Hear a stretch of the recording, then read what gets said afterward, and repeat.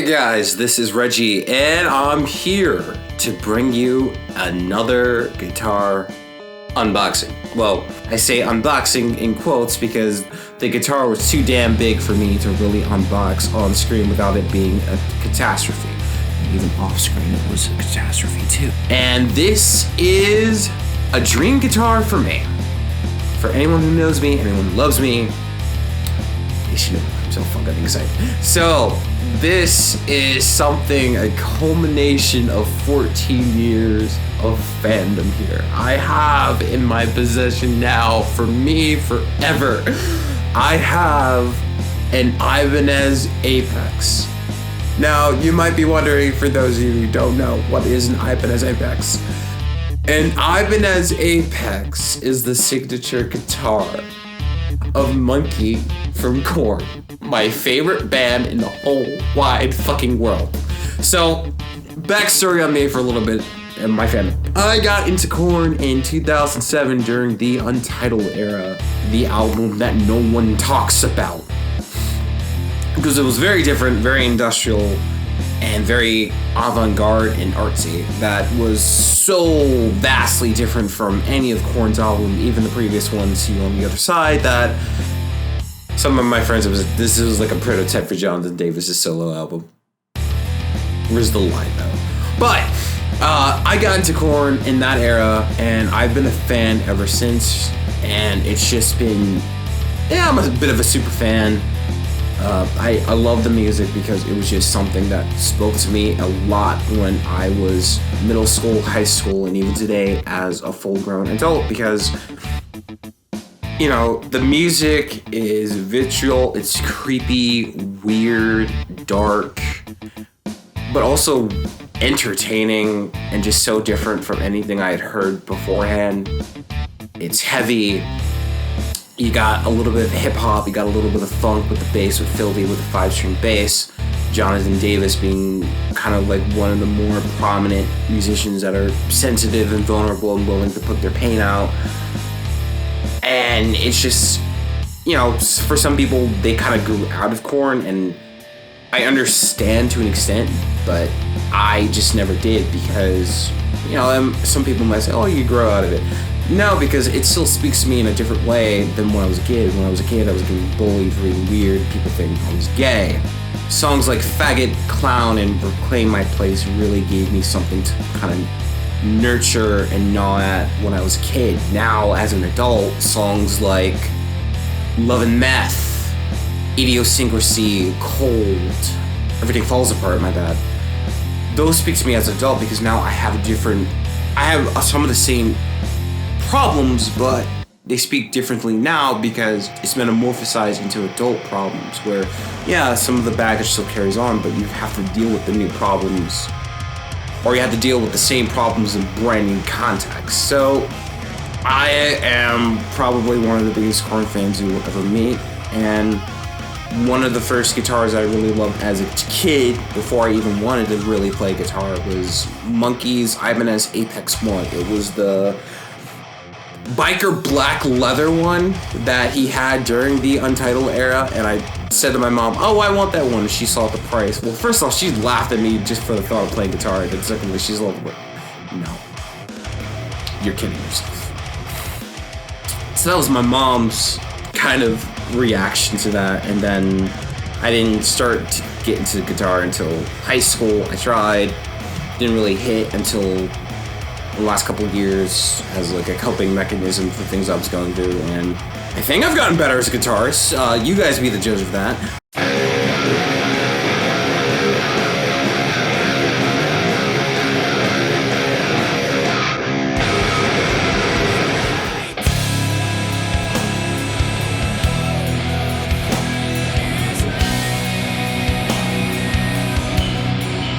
Now that I'm an adult and I'm working pretty much full time, and you save and you save and you save, and I'm not gonna lie, stimulus check here or two helps.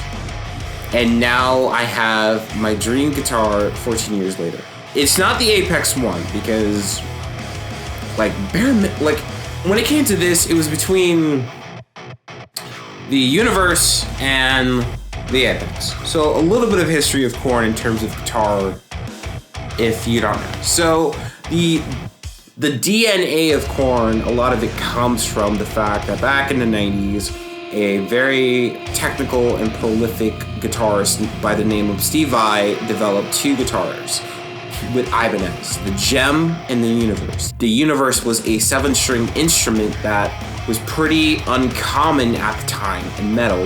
You really saw extended range guitars on blues and jazz. You never really saw it in metal, and a lot of guitar companies at the time didn't really go for that. So it was kind of like, it's like that niche thing that they didn't really pick up on. When Korn was developing their sound, they went with the 7-string Universe, and they were pretty uncommon, to the point where Ibanez stopped making them, but they had to start production on the Universe again in the mid-90s because bands like Korn and Limp Bizkit and Helmet needed 7-string guitars, and they figured the best way for those bands to get the guitars were to just put those guitars back and recycle. And also they extended their RG line to have 7 strings, which Korn would kind of move from the Universe to custom-made RGs with 7 strings in the late 90s, and then that would lead into the K7s in the early 2000s. But then after Head left the band, Monkey kept with Ibanez, and he developed the Apex, which is essentially the spiritual successor to the K7. Now, they did make a K7 in 2020 for the 20th anniversary, but god damn, I'm not spending $3,000 on one guitar. Get the fuck out of here. It's a beautiful piece of art, but no. Oh god, no. I'm not made of that kind of money. I'm a basic dude. I work and I save and I work and I save.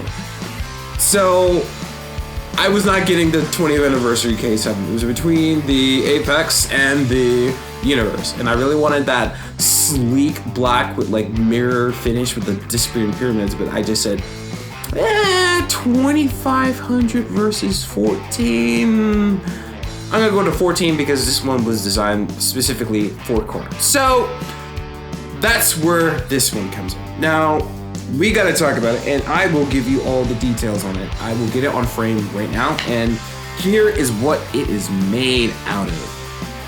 So if anyone was curious, it has a maple neck, a maple top with a Nyock body, ebony fretboard, 24 frets, Damasio Blaze pickups, and the most interesting thing about this guitar is it comes with an Evertune bridge. What is an Evertune bridge? An Evertune bridge is a thing that Evertune has designed where one of the most frustrating things about playing guitar is your guitar will almost always go out of tune. It's just the nature of the bass, because wood changes.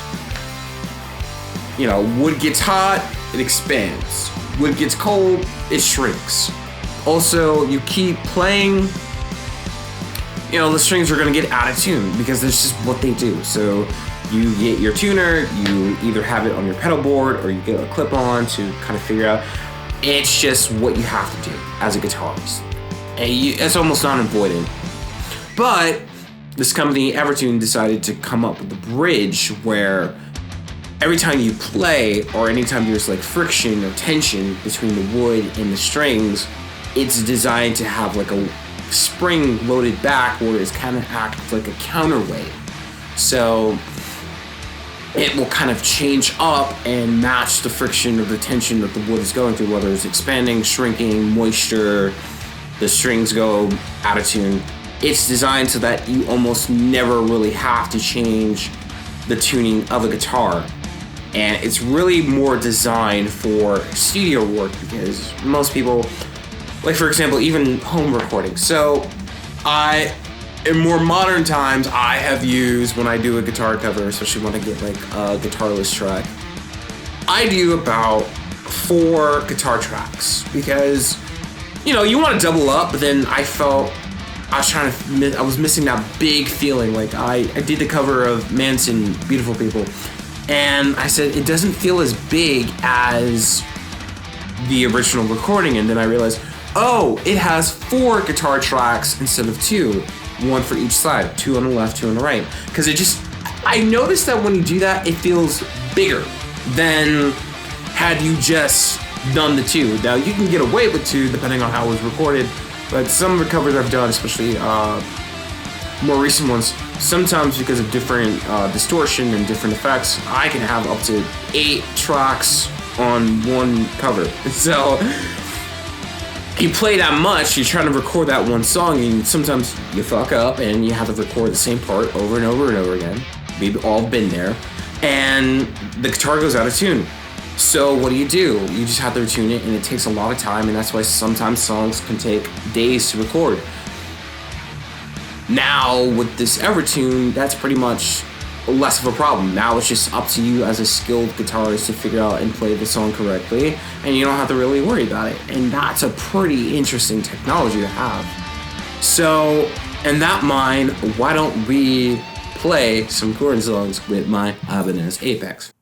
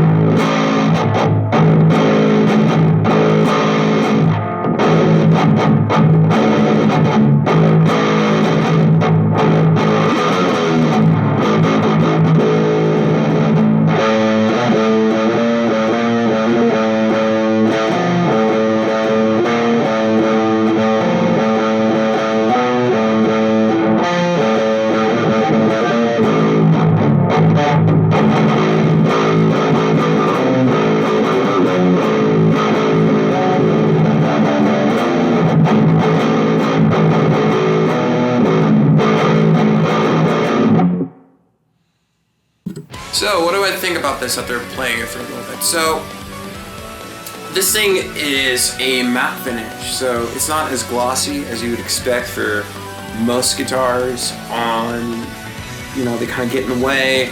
You see all the fingerprints. You're gonna see a few fingerprints, but not that many. I think the matte finish really helps to keep it clean, keep it fresh.